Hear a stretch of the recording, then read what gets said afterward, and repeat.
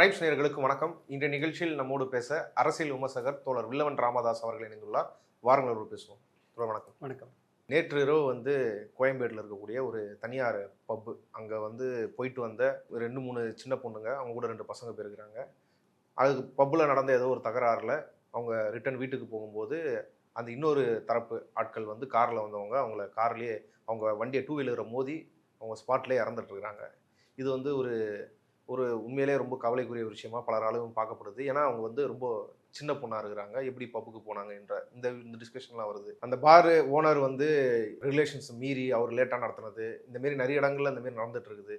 ஆனால் ஒரு சட்ட ஒழுங்கு பிரச்சனையாக பார்க்கப்படுது. அதெல்லாம் தாண்டி எப்படி ஏன்னா இப்போ சமீப காலமாக வந்த எல்லா செய்திகள்லையும் குற்றம் இழைத்தவர் இல்லை பலியானப்பட்டவங்க இவங்க யாருன்னா சிறுமிகளாவோ இல்லை சிறுவர்களாவோ குழந்தைகளாவோ இப்படி தான் பல பேர் இருக்கிறாங்க. ஒரு சம்பவத்தில் திருச்சியில் நடந்த ஒரு சம்பவத்தில் கூட இறந்தது ஒரு சின்ன 13 வயசு பையன், கொன்னது 15 வயசு பையன், இப்படி பல சம்பவங்கள் நடக்குது. மதுரையில் நடந்ததில் சின்னது ஒரு சின்ன பையன். இப்போது கடலூரில் அவங்களும் ஒரு மாணவி அந்தமாரி தான். அப்புறம் கோவையில் நடந்த காதலில் தோல்வின்றதுனால அந்த பையன் காதலிச்ச பையன், அதாவது வேற திருமண ஏற்பாடு பண்ணது ஒத்துக்காதனால நினைக்கிறேன், ஒத்துக்காதனால அந்த பையன் கள்ளத்தூக்கி அடிச்சு கொலை முயற்சிருக்கிறான். இன்னொரு இடத்துல பெட்ரோல் பாம் தூக்கி போட்டாங்க.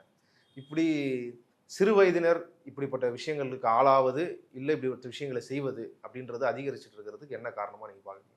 இது ஒரு தனிப்பட்டு 1-2 காரணம்னு நம்ம நினைக்க முடியாது. முதல்ல இது அடிப்படை இந்த பர்டிகுலர் சம்பவத்தில் பார்ப்போமே, நாம சந்தேகிக்கவே 18 வயசு அந்த பொண்ணு, முதல்ல வந்த செய்தி அப்படி இல்லை, ஒரு பொண்ணும் சிறுமியும் வந்தாங்க அப்படிங்கிற மாதிரி இருக்கும். 18 வயசு. இந்த பொண்ணு சென்னை சேர்ந்தவரும் இல்லை, அவங்க விழுப்புரத்தில் ஒரு அகதிகள் முகாமில் இருந்தவங்க. எவ்வளவு தூரம் சரின்னு தெரியல. கடைசியாக வந்த செய்தி நான் பார்த்த வரைக்கும் அவங்க 2009 போரின் போது, இலங்கை இறுதி போரின் போது அங்கிருந்து தப்பிச்சு வந்தவங்க. அதாவது அது எவ்வளவு நரக வேதனையான சூழல்லேருந்து தப்பிச்சு வந்த குடும்பம் அப்படி வந்திருந்தாங்கன்னா, அங்கிருந்து வந்தவங்க விழுப்புரத்தில் இருக்கிற ஒரு முகாமில் இருக்கிறவங்க. அந்த பொண்ணு தன்னுடைய இன்ஸ்டாகிராம் தோழியை சந்திக்கிறதுக்கு சென்னை வந்திருக்காங்க. அந்த தோழியோட போய் அந்த பப்புக்கு போயிருக்காங்க. பப்பில் இருந்த பசங்க அவங்க கூட ஜாயின் பண்ணி உள்ளே போய் டான்ஸ் ஆடிருக்காங்க. உள்ளே வந்த தகராறு, வெளியில் வேற யாரோ ஒருத்தர் சண்டை போட்ட இன்னொரு குரூப் இவங்க கார் கண்ணாடியை உடைச்சதுக்கு அதுக்கு பதிலாக இவங்களை மோதிட்டு தான் கூட போன பையன் சொல்கிறாரு. இந்த ஒரு சம்பவத்தில் இருந்த லேப்ஸ்ன்னு பார்த்தாலே சின்ன பசங்களை உள்ள அலோவ் பண்ணியிருக்காங்க. இன்னொரு பையன் அவர் ஃப்ரீக்வெண்ட்டாக அந்த பப்புக்கு வர்ற ஒரு மாதிரி தெரியுது. அவர் 1500 ரூபா கொடுத்து வந்திருக்கோம். கேர்ள்ஸ் இருந்தாங்கன்னா சேர்ந்து ஜாயின் பண்ணி உள்ளே போகணும். அதாவது ஒரு ஸ்ட்ரேஞ்சர் கூட அந்த பப்புக்குள்ளே போகிற அளவுக்கு அவர்களுக்கு அந்த அந்த இடத்துல ஈஸியாக அந்த வாய்ப்புன்னு இல்லை, அந்த ஆப்ஷனை சூஸ் பண்ணுறாங்க ரொம்ப சுலபமாக. ரொம்ப ஸ்ட்ரேஞ்சர் கூட ஒரு ஃப்ரெண்டை பார்க்க அங்கேருந்து இங்கே வர்றாங்க, அவங்க கூட பப்புக்கு போகிறாங்க, பப்புக்கு போய் ட்ரிங்க் பண்ணுறாங்க. கூட உள்ளே போகும்போது உள்ளே ஏற்கனவே போய் பழக்கம் இருக்கிற பசங்க கூட ஒரு யாருன்னு தெரியாத பசங்க 2 பேர் கூட உள்ளே போகிறாங்க. அங்கே வேறு பசங்களோட சண்டை வருது. இந்த சூழலே அநேகமாக தமிழ்நாட்டில் இருக்கிற மிடில் கிளாஸ் பேரண்ட்ஸ் தான் பசங்க இந்த மாதிரி போவாங்கங்கிறது கூட தெரியாது. இப்போ அந்த பையன் சம்மந்தப்பட்ட பையன் பேட்டி எடுத்திருந்தாங்க. அவர் சொல்லி என்ன நடந்ததுன்னு விவரிச்சார். அவர் பேசுகிற துணியாக இருக்கட்டும், அவரது பயம் இல்லை, எந்த பயமும் இல்லை, ரொம்ப கேஷுவலாக அவர் கேள்வி கேட்குறவங்கள இது பண்ணி அவங்கள மதிக்க கூட இல்லாமல் ஒரு மாதிரி அவர் என்ன ஆவார் அப்படின்ற எந்த அச்சமும் இல்லை. அவர் பாட்டு கேஷுவலாக சொல்லிட்டு போகிற இதான்ற மாதிரி அந்த இது இல்லை. அது நான் இன்னும் சின்ன பசங்கள்கிட்டே நிறைய பார்த்துருக்கேன். ஸ்கூலில் தான் சந்திக்க போகிற பிரச்சனையோட விளைவெல்லாம் தெரியல. இந்த கூட வந்த பொண்ணு, தான் கூட நேற்று ராத்திரி டான்ஸ் ஆடிட்டு இருந்த பொண்ணு இன்னைக்கு பணமாக இருக்குது. இன்னொரு பொண்ணு 90% பிழைக்க வாய்ப்பு இல்லாத சூழலில் ஹாஸ்பிட்டலில் இருக்குது. அந்த பதட்டமோ இதுவோ இல்லை. ஆனால் நான் ட்ரிங்க் பண்ணுறது இல்லைன்றாரு. எனக்கு அது தெரில. அப்படின்னா வேறு ஏதாவது பொருள் எடுக்கிறாங்களான்னு தெரியல. ப்ராபப்ளி வேறு சப்ஸ்டன்ஸ் எடுத்தாங்கன்னா அந்த உடனே அந்த பயம் பதட்டம் வராது, தைரியமாக துணிச்சலாக இருக்கலாம். அது ஒரு மாதிரி ஒரு ஆளவனோ மஸ்குலராவோ ஹைட்டாவோ எதுவுமே இல்லை இருக்காரு. அவருக்கு இதுக்கப்புறம் என்ன ஆகும் அந்த நபர்கள்?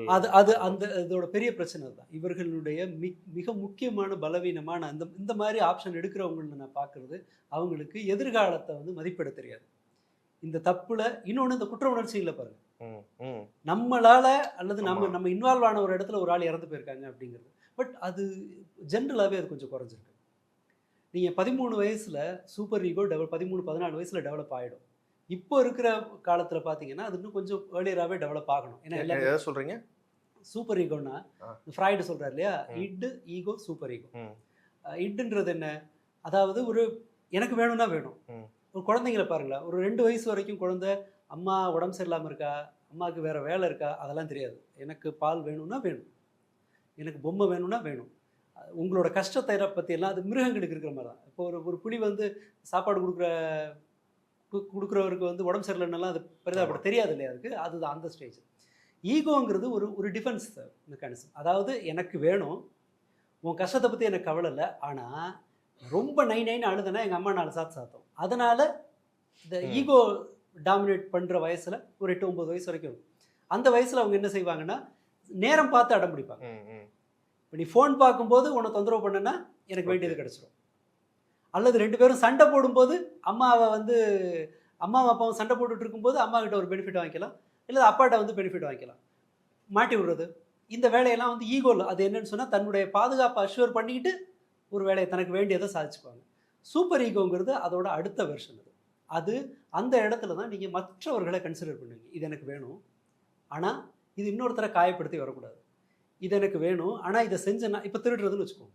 எனக்கு தேவைப்படுது, நான் ஒரு பொருளை திருடணும் அப்படின்னு நினைக்கிறேன்னா அப்போ என்ன மைண்டில் தோணும், இல்லை இது இன்னொருத்தருக்கு உரிமையானது. அவங்க அழுது கஷ்டப்படுறதை என்னால் பார்க்க முடியாது, அல்லது நான் ஒரு திருடங்கிற ஸ்டேட்டஸை என்னால் ஏற்றுக்க முடியாது. மாட்டிக்கினா வர அவமானமோ இல்லை தண்டனை, அவமானத்தை தாண்டின ஒன்று அதுதான் சூப்பர் ஈகோ தான் உங்களை வந்து சமூகத்தோடு பொருத்திக்கிட்டு சமூகத்துக்கு இணக்கமானவனா வாழ்கிற இடம். இந்த சூப்பர் ஈகோ எப்படி டெவலப் ஆகுதுங்கிறத பொறுத்து தான் உங்களோட சர்க்கிள் இருக்க போகுது.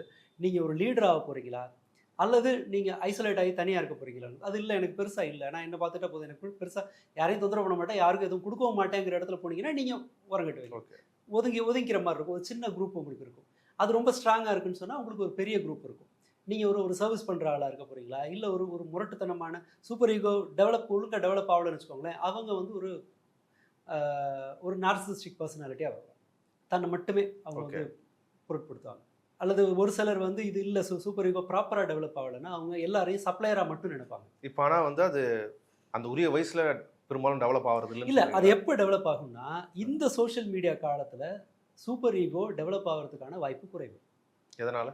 ஏன்னா நீங்கள் உங்களுக்கு வந்து ரியல் மனிதர்கள், உண்மையான மனிதர்கள், அவர்களுடைய இயல்பு, அவங்களோட அப்ஸ் அண்ட் டவுனு இதெல்லாம் பார்க்கறதுக்கான வாய்ப்பு வந்து ரொம்ப சுருங்கிருச்சு. உங்களுக்கு அறிமுகமாகிற பெரும்பாலானவர்கள் முன்னாடினா சினிமா பாத்திரங்களை விட உங்களுக்கு ரியல் லைஃப்பில் உங்களுக்கு நிறைய பேர் தெரியும். உங்கள் சொந்தக்காரங்களே நூற்றுக்கணக்கானவர்களை தெரியும். முன்னாடி இது நான் ஒரு 50 வருஷம் முன்னாடி சொல்கிறேன். சினிமாக்காரங்களே தெரியும், தேங்காய் சீனிவாசன் வரைக்கும், இவரிலேருந்து அவர் வரைக்கும் கடைசி ஆள் வரைக்கும் உங்களுக்கு தெரிஞ்சிருக்கலாம். ஆனால் ரியல் லைஃப்பில் அதை விட அதிகமான நபர்களுக்கும் உங்களுக்கு தெரியும். அவங்களோட தினசரி நடத்தை தெரியும். ஒரு தெருவில் யார் அதிக மரியாதை பெறுவது, யார் வந்து ரொம்ப குறைவான மரியாதை பெறுவது, யார் வந்து கோமாளியாக இருந்து தன்னை யார் அடையாளப்படுத்திக்கிறாங்க, ஒரு சர்வீஸ் பண்ணுறவனா இருந்து யார் தன்னை அடையாளப்படுத்திக்கிறார், யார் தன்னோட அதிகாரத்தில் அடையாளப்படுத்திக்கிறான்னு தெரியும். கோமாளிக்கு ஊருக்குள்ளே என்ன பேர் இருக்குன்னு தெரியும்.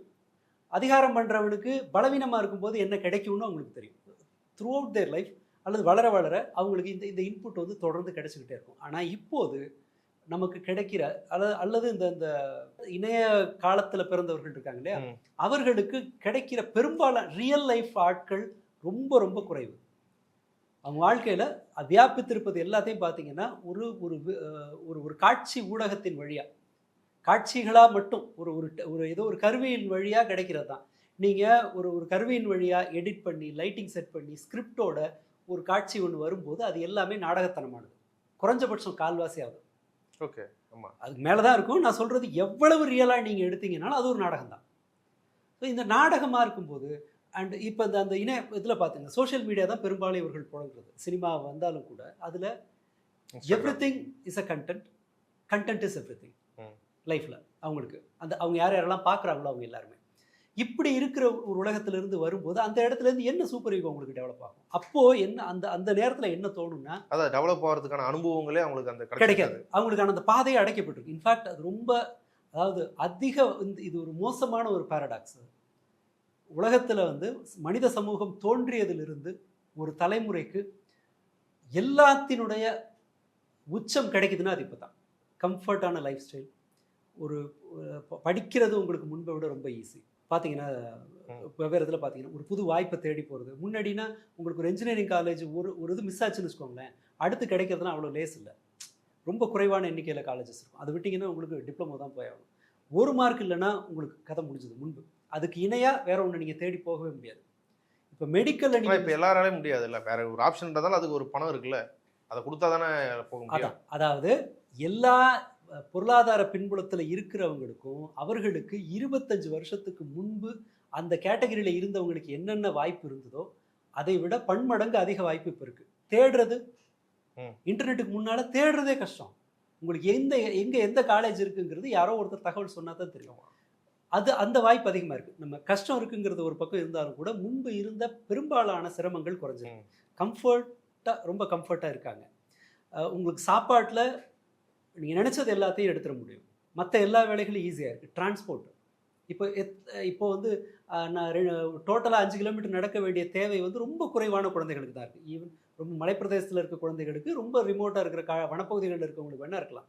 மற்றபடி இது எல்லாமே சுலபமாக இருக்கிற நேரத்தில் அவர்களுக்கு வேறொரு பாதை முற்றிலுமாக அடைக்கப்பட்டிருக்கு. அது நிஜமான ஒரு சமூகத்தை அவர்கள் அணுகுவதற்கான கதவுகள் சாத்தப்பட்டாச்சு. அவங்களால தான் தெருவில் கூட ஒரு அக்சஸ் இருக்கிறது இல்லை. ஒவ்வொருத்தரும் ஒரு ஸ்கூலில் படிப்பாங்க. இப்போ நான் என் ஏஜ் குரூப்பில் இருக்கிற என் தெருவில் இருக்க பசங்களோட விளையாடணுன்னா என் ஸ்கூல் டைம் ஒரு மாதிரி இருக்கும், அவன் ஸ்கூல் டைம் ஒரு மாதிரி இருக்கும். அவன் 2 மணி நேரம் கழித்து வந்து இறங்குவான். அவன் வந்து இறங்கும்போது நான் டியூஷன் போயிருப்பேன். இவர்களுக்கு நிஜ உலகத்தினுடைய தொடர்பே ஒட்டு மொத்தமாக இல்லாத போது அவர்களுடைய மூளையை முழுசாக நிறைக்கிறது எதுன்னு சொன்னால் இணையம் தான். இணையம் டபுள் த டைம். இயல்பாக நீங்கள் சினிமாவில் பார்க்குறத விட இன்டர்நெட் வந்து 2 மடங்கு நாடகத்தனமானது. இது ஒருவருடைய ப்ரிஃபரன்ஸை இப்போ வந்து ப்ரையாரிட்டி நான் சந்தித்த மாணவர்கள்லேருந்து தெரியறது என்னன்னு சொன்னால், பாப்புலராக இருக்கிறது தான் அவங்களோட இலக்கு. ஓகே, அது என்ன வழிங்கிறதுலாம் கவலை இல்லை. பாப்புலராக இருக்கிறதுக்கான ஒரு வழியை கண்டுபிடிச்சா அதை வந்து அவங்களுக்கு சுலபமாக இருக்கிற ஒரு பாதை வந்து எடுத்துக்குவாங்க. எவ்வளவோ பசங்க எனக்கு தெரியும். இல்லை இப்போ பொதுவாகவே இளமை பருவம் ஒரு +1 +2 இருக்கட்டும், இல்லை காலேஜாக இருக்கட்டும், அதில் நம்ம கிளாஸுக்கே நம்மளுக்கு தெரியணும், நம்ம ஸ்கூலுக்கே நம்மளுக்கு தெரியும், நம்ம காலேஜுக்கே நம்மளை பற்றி தெரிஞ்சிருக்கணும்ன்ற எண்ணம் வந்து எப்பவுமே இருக்கிறது. இதுவும் கூட ஈவன் ரூல்ஸை மீறுறது கூட டீனேஜர்ஸோட கோர் கேரக்டர். எல்லா காலத்திலையும் இருக்கிறது தானே. அது எல்லா காலத்திலையும் இருக்கிறது. ஆனால் இதற்கு முன்பு சட்டத்தை மீறுவதுங்கிறது நீங்கள் யூரோப்பில் ஸ்டடி எடுத்தீங்கன்னா கடந்த 30 வருஷங்களில் சிறார்கள் ஈடுபடும் குற்றங்களோட எண்ணிக்கை ஓவராலாக குறையுது. ஆனால் சிறார்கள் ஈடுபடும் தீவிரமான குற்றங்களோட எண்ணிக்கை அதிகமாகும். இந்தியாவில் அது இன்னும் ஜாஸ்தியாகும். ஏன் குற்றங்களோட எண்ணிக்கை குறையுதுன்னா, அவங்க ரோட்டில் என்டர்டெயின்மெண்ட்டுக்கு போவாங்க, ரோட்டில் ஃப்ரெண்ட்ஸை பார்க்க போவாங்க. இந்த ரோட்டில் இருக்கும்போது ஏதாவது கல்லெடுத்து அடிக்கிறதோ அல்லது சைக்கிளில் வண்டியை வேகமாக ஓட்டுறது இல்லை குரூப்பாக போய் கலாட்டா பண்ணுறது, இந்த வேலைகளில் ஈடுபட்டாங்க. இந்த குற்றங்களோட எண்ணிக்கை குறையுது. ஆனால் ஏன் குறையுது? அவங்களுக்கு அந்த என்டர்டெயின்மெண்ட்டு, அந்த சோஷியலைஸ் பண்ணுறதுக்கான வாய்ப்பை வீட்டிலே கிடச்சிருது, அவங்க சிஸ்டம்லேருந்து பண்ணிடுறாங்க. பட் சீரியஸான க்ரைம்ஸ் இருக்குல்ல, தீவிரமான குற்றங்கள் இருக்கு இல்லையா, இதுவும் அவங்களோட கோர் கேரக்டர்லேருந்து தான் வரும். இப்போ அதில் ஒரு சிக்கலான ஒரு காம்பினேஷன் என்னென்னா, மூளையில் அவர்களுடைய உணர்வுபூர்வமான நடத்தையை கட்டுப்படுத்துகிற லிம்பிக் சிஸ்டம் ஃபுல்லாக டெவலப் ஆகிடும் 17-18 வயசில். ஆனால் அவங்கள தர்க்கபூர்வமாக வழி நடத்துகிற ப்ரீஃப்ரண்டல் கார்டெக்ஸ் 25 வயசில் தான் டெவலப் ஆகும். பட் இப்போ இந்த பர்டிகுலர் சூழலில் வளர்கிற குழந்தைகளுக்கு எனக்கு தெரிஞ்சு 35 வயசுல கூட ப்ரீஃப்ரண்டல் கார்டெக்ஸ் டெவலப் ஆயிருக்காது. ஓகே, குற்றச்சாட்டில். ஏன்னா அதற்கான சப்ளை உங்களுக்கு இல்லையே. நீங்க பார்த்த அனுபவத்திலிருந்து சொல்றீங்களா இல்ல பொதுவாகவே நீங்க நடத்தை, சமூக நடத்தையிலிருந்து பாருங்க. நீங்க எதற்காக கூச்சப்படுறாங்களோ அதுக்காக கூச்சப்படுறது இல்லை. எதெல்லாம் அப்போ ஒரு விஷயத்த வந்து அவர்களுடைய முன்னுரிமையாக இருந்ததோ அது மாறுது. எதிர்காலம் குறித்த மதிப்பீட்டிலிருந்து, கடந்த காலத்தின் அனுபவத்திலிருந்து எல்லாத்தையும் வடிவம் மாறுது. அவங்க ஒரு 18-19 வயசுல இருந்த அந்த மெச்சூரிட்டி லெவலை வந்து நீங்கள் 35 வயசுலையும் கூட கண்டுபிடிக்க முடியல. அவங்களோட எனக்கு ஒரு நாள் 2 நாள் டூருக்காக நான் 2 வருஷம் லோன் எடுப்பேங்கிறது வந்து ஒரு 18 வயசு 19 வயசு பையனுக்கு வேணால் பொருத்தலாம். 35 வயசில் அது இருக்குன்னா அது ரிஸ்க். அது ஏன்னா மனிதர்களை வந்து மிருகங்கள்லேருந்து வேறுபடுத்துறது எது? நாளைக்கு இது தேவைப்படும்னு நீங்கள் சேமிக்கிறீங்கல்ல, நாளைக்கு தேவைப்படும்னு நீங்கள் ஒரு நிலத்தை பண்படுத்துறீங்கல்ல, குளிர்காலத்துக்கு தேவைப்படும் வீட்டை அதுக்கு மாத்திரீங்க, இந்த வருஷத்தை விட அடுத்த வருஷம் பெட்டராக இருக்கணும்னு நினைக்கிறீங்கல்ல. உங்களோட குழந்தையினுடைய அவரோட 25-30 வயசு வரைக்கும் ஒரு திட்டமிடுறீங்க இல்லையா? இந்த எதிர்காலம் குறித்து நீங்கள் திட்டமிடுறதுனால தான் நீங்கள் ஒன்று ஒன்றே கண்டுபிடிக்கிறீங்க, ஒன்று ஒன்றே சேமிக்கிறீங்க, ஒரு பிரச்சனையை வர விடாமல் தடுக்கிறீங்க, ஹெல்த்தியாக இருக்கணும்னு. அப்போ தான் உங்களுக்கு என்ன தோணுது? இது எல்லாமே அதன் அடிப்படையிலிருந்து வருவது தான். இப்போ அதுவே இல்லைங்கும்போது அந்த லெவல் மெச்சூரிட்டி வர்றதில்ல அப்படின்னு தான் நம்ம எடுத்துக்கணும். அஃப்கோர்ஸ் இதுக்கு நமக்கு எதுவும் ஸ்டடி கிடையாது. ஏன்னா இந்த இந்த இதில் இருக்க பெரிய சாபம் என்ன தெரியுமா? சிறார்கள் குறித்த உளவியல் ஆய்வுகள் எல்லாமே பெரும்பாலும் ஐரோப்பா, அமெரிக்காவில் மட்டும்தான் நடக்கும். ஆனால் உலகத்தில் இருக்கிற சிறுவர்களோட எண்ணிக்கை ஒரு 10-12% இருக்கும். இந்த நாட்டில் இருக்க சிறுவர்கள் அந்த 10-12% சிறார்களினுடைய டேட்டா வச்சு தான் மீதி இதுக்கு சம்மந்தமே இல்லாத மீதி 90% சிறார்களுக்கு நாம் அப்ளை பண்ணிட்டு இருக்கோம். ஏன்னா இங்கே ஒரு டேட்டாவே கிடையாது. இந்தியாவில் அந்த மாதிரி ஆய்வு பண்ணுறது ஒரு இதுவும் கிடையாது. அந்த மாதிரி ஆர்கனைசேஷன் நான் வேலை பார்த்துருக்கேன். நாங்கள் ஒரு வருஷமும் ஒரு இதை எடுப்போம். அந்த என்ன பிரச்சனை இந்த ஸ்கூலில் நிறைய வந்திருக்கு, ஏன் வந்திருக்குன்னு ஒரு ஒப்பிட்டு எங்களோட இதுக்கு வந்து ஒரு ஆனுவல் ரிப்போர்ட் ஒன்று ரெடி பண்ணுவோம். ஆனால் அந்த ஆனுவல் ரிப்போர்ட்டை ஃபர்தராக என்ன பண்ணுறதுன்னு எனக்கு தெரியாது. நான் வேலையை விட்டு வந்தேன்னா என் ஆனுவல் ரிப்போர்ட் என்னோட செத்துரும், இன்னொருத்தர் வேலையை விட்டு போனால் அவங்களோட செத்துரும். இப்படி தான் இருக்கும். அந்த இல்லை நான் அரசு தரப்புல இருந்து அப்படியே அரசு தரப்புல இது கூட கிடையாது. ஏதோ 2-3 ஆர்கனைசேஷனாக ஏதாவது பண்ணியிருப்பாங்க. கவர்மெண்ட் சைடில் இதை பற்றி டேட்டா, சர்வே, ரிசர்ச் ஒன்றும் கிடையாது. நாம் என்ன செய்வோம்னா ஏற்கனவே என்ன இருந்துச்சோ அதை அப்படியே ஃபாலோ பண்ணுவோம். ஏதாவது புதுசாக ஏதாவது ஒரு முயற்சி, யாராவது ஒருத்தர் ஒரு நபரோட முயற்சியில் ஒன்று ஆரம்பிக்கலாம். பட் அவங்க போனால் அது அப்படியே போயிடும். யாரும் புதுசாக பரீட்சார்த்தமாக முயற்சி பண்ணலாம் விரும்புறதில்ல. நீங்கள் ஸ்கூலோட செட்டப் தான் மாறி இருக்கா. நீங்கள் படித்த ஸ்கூல் அது, அந்த ஸ்கூலில் ஆரம்பித்த நாள்லேருந்து அந்த வகுப்பறை அப்படியே தான் இருக்கும். நான் லேட்டராக படித்த ஸ்கூல் வந்து ரொம்ப சீக்கிரமாக வந்து டிரான்சிஷன் ஆன ஸ்கூல். ஒரு குடிசையில் ஆரம்பித்து என் பிறக்கிற வயசு தான் ஸ்கூல் வயசு தொடர்ந்து நினைக்கிறேன். அந்த ஏரியாவில் இருக்க எல்லா மக்களும் அந்த ஸ்கூலோட வளர்ச்சியை பார்த்துருப்பாங்க. ஒரு குடிசையில் ஆரம்பித்து பட்டுன்னு 5-6 பில்டிங்கு, 4-5 பிரான்ச்சு, ஒரு அம்பாஸ்டர் கார்னு இடத்துல 10-15 வாயனு, ஒரு ப்ரைவேட் ஸ்கூல், ஓகே, RSS பின்னாடி உள்ள ஸ்கூல். ரைட். நான் அந்த என்னோட இதில் யோசிச்சிட்டேன். இல்லை கவர்மெண்ட்டில் எய்டட் ஸ்கூல் மட்டும் இருந்த காலத்தை நான் பேசிகிட்டு இருக்கேன். ஓகே. ஸோ இங்கே வந்து மாற்றங்கிறதெல்லாம் அப்டேட் வந்து ஸ்கூல் லெவலில் தான் ஒரு புதிய முயற்சி வந்து எனக்கு தெரிஞ்சு நடக்கவே இல்லை. அது யாரை குறை சொல்கிறதுனால இல்லை, அது பல காரணங்கள் இருக்குது. ஒரு மாநிலத்தால் அதை செய்ய முடியாது. நீங்கள் செஞ்சீங்கன்னாலும் அதுக்கு பெற்றோர்கள் ஒத்துழைப்பு வேணும். இப்போது ஹோம்ஒர்க் கிடையாது, விளையாட்டில் மட்டும். இப்போ ஜப்பானோட ஸ்டைலில் 5-10 வயசு வரைக்கும் பெரிய பாடச்சுமை கிடையாது, வெறுமனே மொழியை மட்டும் கற்றுக் கொடுத்துட்டு விளையாட்டு டிசிப்ளினை மட்டும் கற்றுத்தருவோன்னு ஒரு ஸ்கூல் ஆரம்பித்தா எத்தனை பேரண்ட் அனுப்புவாங்க? ரைட். அது நம்ம டிவேட் ஆகி போகிறோம்.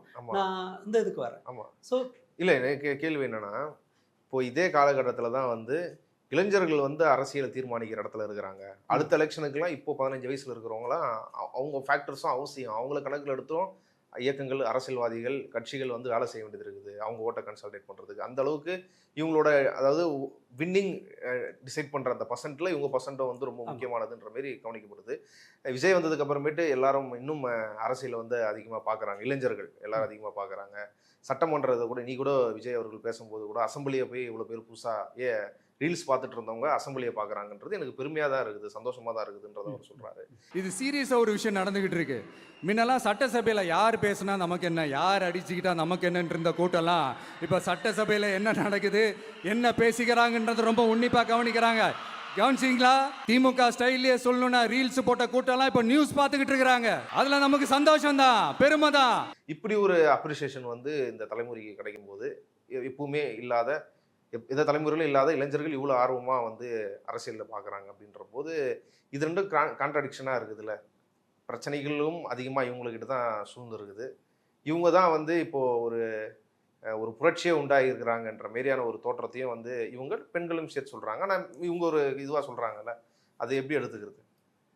ஓகே. இதில் இப்போது பார்லாம், சில ஒயின் ஷாப்பெல்லாம் மூடினாங்கல்ல, மூணு பிறகு கூட்டம் எங்கே போச்சு? ப்ரைவேட் பார்ஸ்க்கு பாரில் வரிசையில் நின்று வாங்கினாங்கல்ல, இது அந்த மாதிரி தான். அது ரீல்ஸ் போர் அடிக்குது, அவங்க புது என்டர்டெயின்மெண்ட்டுக்கு வந்திருக்காங்க. இது ஒரு பொழுதுபோக்காக அரசியலை பார்க்குறாங்க, சீரியஸாக அரசியலை அணுகவில்லை. அது ஒரு ஸ்டேட்மெண்ட்டாக நீங்கள் தொடர்ச்சியாக சொல்கிறீங்க. ஆமாம். ஆனால் அந்த ஸ்டேட்மெண்ட்டோட டெப்த் என்ன? பொழுதுபோக்காக பார்க்குறாங்கன்னா அதனால் அதாவது பொழுதுபோக்கில் நீங்கள் கேரி பண்ணுறதுக்கெல்லாம் ஒன்றும் இல்லை. அது உங்களை இன்டெரக்டாக தான் உங்கள் மேலே தாக்கம் செலுத்துமே தவிர அதில் ஒரு நம்ம கான்சியஸாக கமிட்மெண்ட் எதுவும் கிடையாது. நீங்கள் பொழுதுபோக்கோட ஒரே இது என்னன்னு சொன்னால், நீங்கள் எப்போ வேணால் போகலாம், எப்போ வேணால் வரலாம். நீங்கள் நேற்று பார்த்த பொழுதுபோக்கை ஞாபகம் வச்சுக்கணும்னு அவசியம் இல்லை. நேற்றைய பொழுதுபோக்கிலிருந்து நீங்கள் ஒரு பாடத்தை கற்றுக்கணும்னு அவசியம் இல்லை. நேற்றைய பொழுதுபோக்கு நாளைக்கு ஒரு வேலையை செய்கிறீங்கன்னா அதில் ஒரு ப்ராக்ரஸ் இருக்கணும். ஒரு அரசியல் நடவடிக்கைங்கிறது உங்களுக்கு ஒன்று கற்றுத்தரணும், அல்லது ஏதோ யாரோ ஒருத்தருக்கு நீங்கள் ஒரு தகவல் அதில் அதன் வழியாக கன்வே பண்ணணும், ஒருத்தரை நெறிப்படுத்தணும், இது எல்லாமே அது கூட சேர்ந்தது. உங்களோட எதிர்ப்பு 2 பேருக்குமான ஒரு உரையாடல் மாதிரி இருக்கணும். அது வெறுமனே பார்த்துட்டு கைத்தட்டுறது அல்ல, அது என்டர்டெயின்மெண்ட். பாலிடிக்ஸ் எப்போதும் ஒரு ஒரு ஒரு உரையாடலாக இருக்கும். இங்கே அந்த மாதிரி எதுவுமே இல்லை. இவர் செல்லப்பிள்ளையும் ஒன்றும் அவர் கான்வர்சேஷனே வச்சுக்கிறது இல்லையே, உரையாடலே கிடையாது, டெலிவரி தான். அந்த மகாராஜா உப்பரிகையிலேருந்து அப்படி அள்ளி இறக்கிற மாதிரி தான். நான் பார்த்துக்குவேன், நான் இவ்வளோ தான். இது பியோர் என்டர்டெயின்மெண்ட். சர்க்கார் படத்தை திரும்ப வந்து மேடையில் ஓட்டிட்டு இது போர் அடிக்குதேன்னு அது போகிறதுல ஒன்றும் இதை வந்து ஒரு ஒரு அரசியல் நடவடிக்கைன்னு நான் நிச்சயமாக நினைக்க மாட்டேன், சொல்லவே மாட்டேன். ஏன்னா அவர் அந்த சேஞ்சை எதுவும் போகல, அந்த மாதிரியான எந்த நடவடிக்கையும் நடக்கலை. ஸோ இது அவங்களுக்கு போர் அடிக்க எந்த கஷ்டமும் இல்லாமல் உங்களால் ஒரு பாலிடிக்ஸில் ஈடுபட முடியுதுன்னா நீங்கள் ஏமாற்றப்படுறீங்கன்னு அர்த்தம். நீங்கள் உங்களை ஒருத்தர் கேள்வி கேட்கணும், நீங்கள் ஒருத்தர் பதில் சொல்லணும், ஏதோ ஒன்று. எப்போயோ விட்டுட்டு வந்த எதுக்கு கம்யூனிஸ்ட் இயக்கத்துக்கு இப்போ அதனுடைய பிரச்சனைகளுக்கு ரஷ்யா வீழ்ந்ததுக்கு இப்போ இருக்கிற கம்யூனிஸ்ட்னும் பதில் சொல்கிறான்ல, அந்த ஒரு கடமை இருக்குல்ல. விஜய் மேலே வைக்கிற விமர்சனமாக இருக்கட்டும், இந்த அரசு மேலே வைக்கிற விமர்சனமாக இருக்கட்டும், இல்லை இவங்க ஆட்சி அமைக்கிறதுக்கு முன்னாடி கட்சியாக இருக்கும் போதே அவங்க கட்சி மேலே வந்த விமர்சனம், விஜய் மீது வந்த விமர்சனத்துக்குலாம் இவங்க டெடிகேட்டிவாக போய் வந்து பதில் சொல்லியிருக்கிறாங்க, டிஃபெண்ட் பண்ணியிருக்கிறாங்களே. என்ன மாதிரி இல்லை, அது சும்மா அது பெரும்பாலும் நீங்கள் கவனிச்சு பாருங்களேன், பதில்னு ஒன்று கிடையாது, வாய்ப்பு கொடுங்கிறது மட்டும்தான். மற்றவனை திட்டுறது மட்டும்தான் இங்கே நடந்துச்சு. இது வந்து சேர்ந்த இடமே வெறுமனே பொழுதுபோக்கிலிருந்து தான் இது உருவாச்சுங்கிறது தான் என்னுடைய அபிப்பிராயம். ஆமாம், இப்போ அது இப்படி கூட அவங்க அந்த சைடு போனதே. ஏன்னா ஒரு ஒரு ஒரு உரையாடல் வடிவ அரசியல் அவர்கள் எடுக்கவே இல்லை. நான் அவங்க இது இப்போ நம்ம ஒரு சேனலில் வச்சுருக்கிறோம், பொதுவாக என்ன செய்திகள் அதிகமாக போகப்படுதுன்னு பார்க்குறோம். சோஷியல் மீடியாலையும் இன்ஃப்ளூயன்சர்ஸ் நண்பர்கள் இருக்கிறாங்க, நம்மளும் சோஷியல் மீடியா யூஸ் பண்ணுறோம். இவங்க பார்க்குற செய்திகள் இல்லை இவங்க டிஸ்கஸ் பண்ணுற செய்திகள் இது எல்லாமே எப்படி இருக்குன்னா, இந்தமாரி ஒரு வெட்டுக்குத்தோ இல்லை ஒரு மாதிரி சட்ட ஒழுங்கு பிரச்சனையோ வேற இல்லை இவருக்கு வந்து இந்த நடிகரோட சொல்லிட்டாங்களே அப்படின்னா அதை டிஃபெண்ட் பண்ண போகிறதே இருக்குது தவிர, இப்போ பல பிரச்சனைகள் இருக்குது. ஆளுநர் மாளிகையில் மறுபடியும் திருவள்ளுவர் ஃபோட்டோ காவி அடிச்சதாக இருக்கட்டும், பிஎம்சிக்கு கொடுக்குற நெருக்கடியாக இருக்கட்டும், தமிழ் தாய் வாழ்த்து பின்னுக்கு தள்ளப்பட்டதாக இருக்கட்டும், இல்லை இப்போ திருப்பரங்குன்ற ஃபைல்ஸ் போன ஆட்சியில் நிறைய இடங்களை ஒளிபரப்பு பண்ணாங்க, ஆனால் இந்த ஆட்சியில் அதை பண்ண முடியல. இப்படிப்பட்ட விஷயங்கள் எதுவுமே டிஸ்கஷனுக்கே போகிறது ஃபோர்ஃப்ரண்ட்டுக்கு வரதே இல்லை. இன்னொரு இதோட ரொம்ப ஆபத்து என்னன்னா, மற்றவர்களும் கைவிட்டுட்டாங்க. இப்போ இந்த புரட்சி நடந்தது இல்லையா, இந்த புரட்சி எங்க கொண்டு வந்து தெருவில் எந்த தெருவில் கொண்டு வந்து நிறுத்தியிருக்குன்னா, மற்றவர்களும் இதெல்லாம் இரலவென்ட்டு, அதாவது இதை இதற்கு வரைக்கும் பேசிட்டு இருந்தவங்க இதனால பேசி பயன் இல்லை, பேசி பிரயோஜனம் இல்லைங்கிற முடிவுக்கு வந்திருக்காங்க. டிஎம்கே அந்த ஹிந்திக்கு ஒரு ஒரு ஸ்டேட்மெண்ட்டோட நிறுத்திட்டாங்க. கம்யூனிஸ்டுங்களும் விசிகாவும் சத்தமே இல்லை, அவங்க கிட்டத்தட்ட இதில் சுமையை இறக்கி வச்ச மாதிரி இறக்கி வச்சுட்டாங்க. ஆக இந்த களம் இது ஒரு நல்ல அரசியல் அல்லது புதிய அரசியல்னு சொன்னால் நீங்கள் எதெல்லாம் பேசப்பட்டிருக்கணுமோ அது எல்லாமே போயாச்சு. சிபிஎஸ்சி ஒரு சிம்பிள் இளைஞர்களோட இது தானே, அடுத்து வரப்போகிற ஓட்டு போடுறவங்களுக்காகவும் ஒரு அரசியல் நடக்குதுன்னு தானே பேசுகிறோம். சிபிஎஸ்சி பேப்பர் திருத்துறதுல உலகத்தில் நடக்காத ஸ்கேம் பண்ணியிருக்காங்க. பேப்பரை ஸ்கேன் பண்ணி ஏதோ ஒரு டேட்டா சென்டரில் கம்பெனிக்கு அவுட் சோர்ஸ் பண்ணி பேப்பரை ஸ்கேன் பண்ண பேப்பரை வேற ஒரு வாத்தியாருக்கு அனுப்பிச்சு அவங்க திருத்துறாங்க. பேப்பர் மாறி இருக்கு. பல பேருக்கு 99% மார்க் எடுத்தவங்க, மற்ற என்ட்ரன்ஸ் டெஸ்ட்டில் எடுத்தவங்க ஃபிசிக்ஸ் கெமிஸ்ட்ரியில் ஃபெயிலாக போகிறாங்க. நம்ம பேப்பரை வாங்கி செக் பண்ணும்போது பல ஆயிரம் பேருக்கு பிளர்ராக இருக்குது, படிக்க முடியாத அளவுக்கு அவங்களோட பேப்பர் வந்து வருது. அதை வாத்தியார் டீச்சர் எப்படி திருத்திருப்பாங்க தெரியாது. லட்சக்கணக்கான மாணவர்களுடைய எதிர்காலம் சர்வசாதாரணமாக ஒரு ட்ரையல் அண்ட் எரர் வந்து எடுத்திருக்காங்க. தமிழ்நாடு கல்விக்கு நிறைய முதலீடு போடுற கல்வியில் சிறந்த மாநிலம்னு நாம் பெருமைப்படுற இடத்துல தமிழ்நாட்டில் தான் இது குறித்த பொதுமக்கள் எதிர்ப்பு ரொம்ப ரொம்ப டைலூட்டடாக இருக்குது. எப்படி நீட்டு பிரச்சனை இங்கே தான் டைலூட்டடாக 3 மொழி 9வது 10வது படிக்கிற பசங்க 3வது மொழியை கட்டாயமாக படிக்கணும். இது வரைக்கும் பாடம் இருந்துச்சு, அது கம்பல்சரி. பப்ளிக் எக்ஸாமில் அது ஒரு பேப்பராக வரப்போகும். இது வரைக்கும் படிக்காத பசங்க இனிமேல் 3 மொழியை கற்றுக்கணும், இருக்கிற பாடச்சுமையில் கற்றுக்கணும். 9வது 10வது படிக்கிற சிபிஎஸ்சி பேரண்ட்ஸுக்கும் வரணுமா இல்லையா? இல்லை இந்த பசங்களுக்கு இந்த இளைஞர்களுக்கு ஏதாவது தெரிஞ்சிருக்கணுமா இல்லையா? இல்லை இளைஞர்களை வச்சு கட்சி நடத்துகிறோன்னு சொல்கிற இவங்க பேசியிருக்க எங்கேயுமே வரல. ஹிந்தி போயாச்சு, மதச்சார்பற்ற அரசியல் தான் தமிழ்நாட்டோட அடையாளன்றது போயாச்சு. ஸோ இது எல்லாமே நாம் சொல்ல வர்றது என்னன்னா, அரசியலை பொழுதுபோக்கா மாற்றிட்டு எளிமைப்படுத்தினதோட விளைவு இல்லை. இப்போ நான் இவங்களோட ஏற்கனவே ஆண்ட கூட்டணியை அவங்கள கட்சிகளை சொல்கிறேன். இந்த ஆட்சி மாற்றம் நடந்த பேருக்கு ஒரு சுவிட்ச் போட்ட மாரி இப்படி எல்லாமே ஒரு எது தமிழ்நாட்டு பாலிடிக்ஸ் லைனாக இருந்ததோ அது அப்படியே தூக்கிட்டு வேற ஒன்று வைக்கிற மாரியான விஷயங்கள் எப்படி அது ஏன் சாத்தியமாகுதுன்னா, இப்போ ஆளுநர் உதாரணத்துக்கு எடுத்துக்கிறேன். போன ஆட்சி முழுக்க வந்து புரியறதுக்காக இவங்க நேயர்களுக்கு சொல்கிறேன். ஆட்சி முழுக்க ஆளுநர் எதை செஞ்சாலுமே அதை டிஃபெண்ட் பண்ணதாக இருக்கட்டும், அவரை வந்து அதை பண்ணவே முடியாத மாரி சட்டமன்றத்தை வெளியேற்றதாக இருக்கட்டும், எல்லாத்துக்கும் ஒரு பதிலடி கொடுத்துட்டே இருந்தாங்க.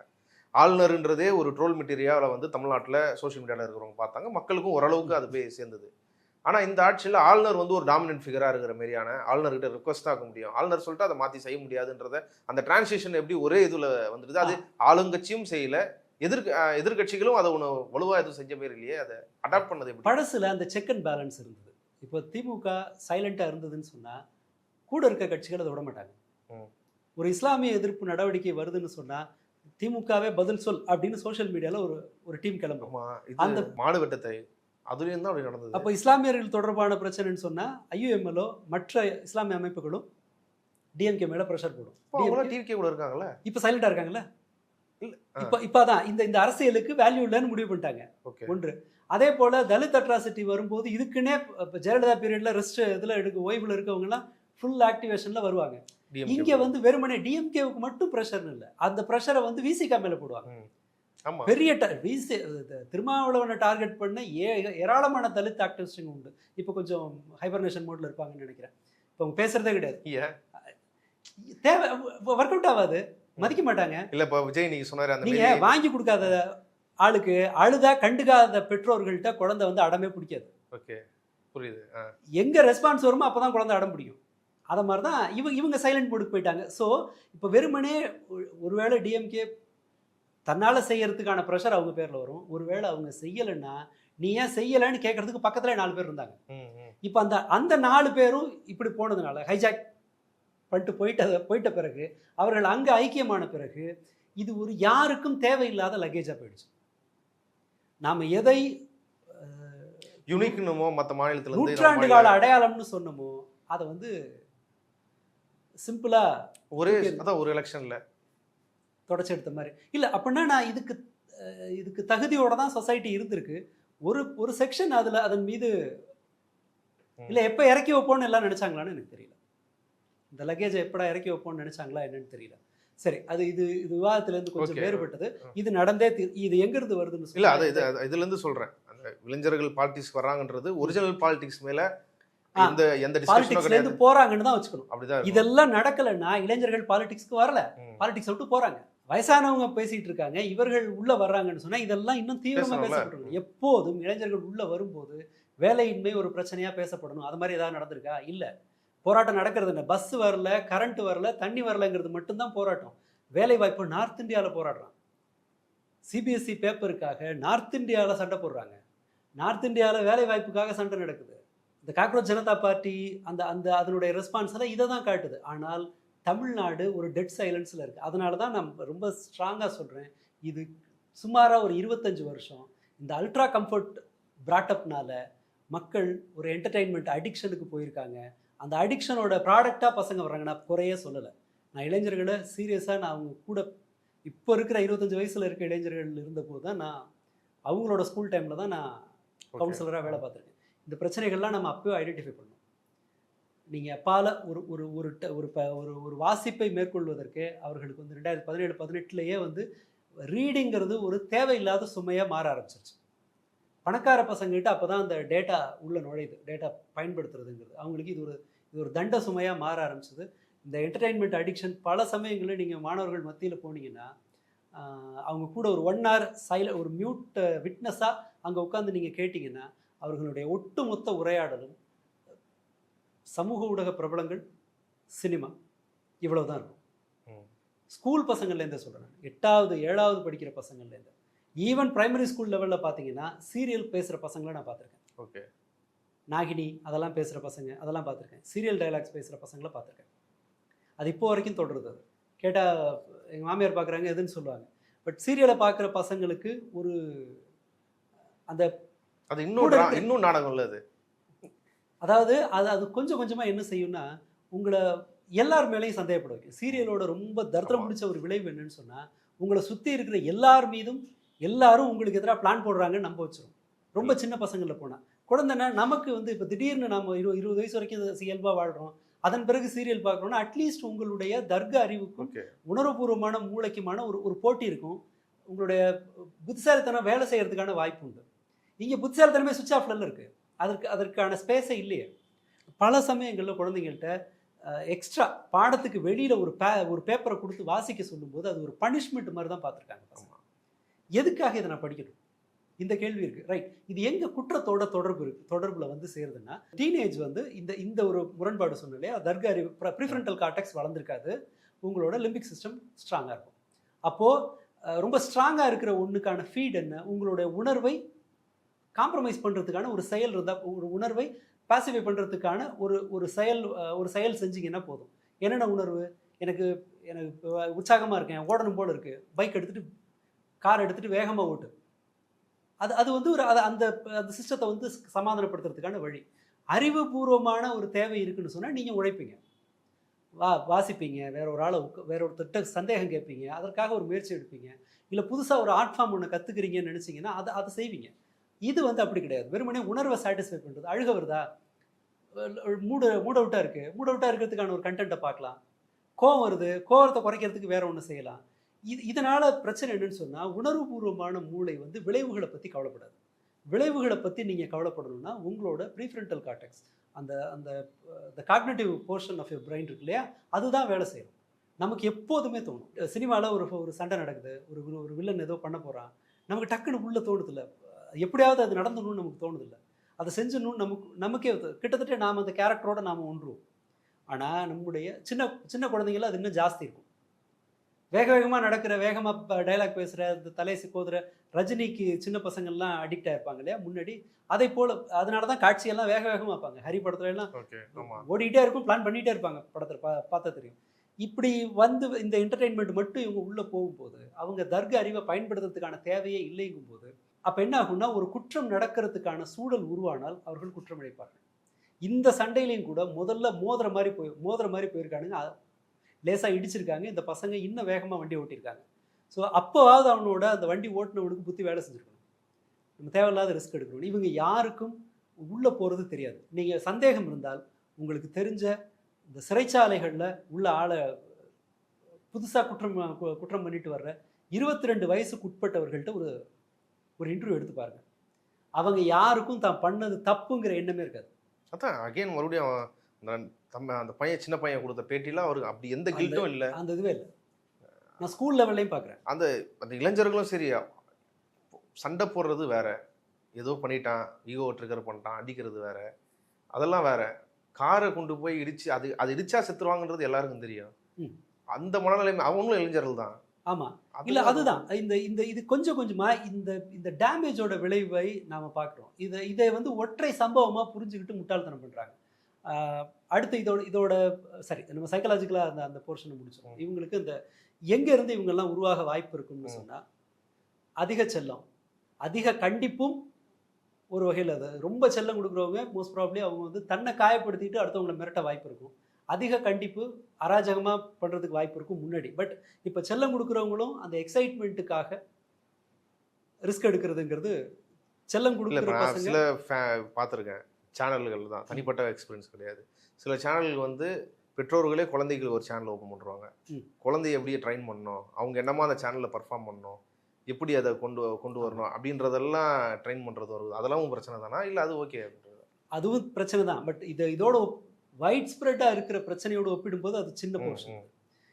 இந்த அதிகப்படியான செல்லம், ஓவர் அட்டென்ஷன், என் பிள்ளை சிரமமே படக்கூடாதுங்கும் போது நோவே கேட்காத ஒரு குழந்தை ஒரு பப்பில் ஒரு பொண்ணு நோ சொல்லும்போது என்ன ஆகும்? நீங்கள் 10 வயசில் அவன் கேட்குறது சிப்ஸாக இருக்கும், சமோசாவாக இருக்கும், இல்லை ஒரு ஐபேடாக இருக்கும், ஏதோ ஒன்று, அது உங்களுக்கு அஃபோர்டபுள்னா நீங்கள் வாங்கி கொடுப்பீங்க. 18 வயசில் ஒரு பப்புக்குள்ளே போகும்போது ஒரு பொண்ணு என்னை கட்டிப்பிடிச்சு ஆடணும்னு நினைப்பான். நோவே கேட்டு வளராதவன் அங்கே போய் இதை பண்ணானே என்ன ஆகும்? அதனால தான் பனிஷ் பண்ணுறேங்கிறது.